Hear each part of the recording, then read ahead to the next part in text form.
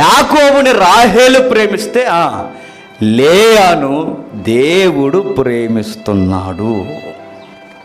నేను మరలా ఒక పిలుపునిస్తున్నాను. ఎవరైతే ఒక గృహిణిగా ఉండి ఒక మదర్గా ఎవరైతే వ్యవహరిస్తున్నారో, ఫ్యామిలీలో ఎవరైతే కుటుంబంలో తల్లిగా ఒక ఇంటి కోడలుగా వ్యవహరిస్తున్నప్పుడు, భర్త చేత కానీ అత్త చేత కానీ, అత్తింటి కుటుంబంలో ఎవరి చేత కానీ ద్వేషింపబడుతున్న వారు ఎవరైనా ఉంటే, లేయా మనకు చెప్తుంది, don't fear my dear sisters అని చెప్తుంది. నా సహోదరుమణులారా, మీరు భయపడకండి అని చెబుతుంది ఈ మొదటి భాగంలో. ఎందుకో చెప్పున, ఆమె సాక్షాత్తు దేశింపబడుతున్నది ఎవరి చేత అంటే అత్త చేత కాదు, మామ చేత కాదు, ఎవరి చేత కాదు, కట్టుకున్నోడి చేత దేశింపబడుతుంది.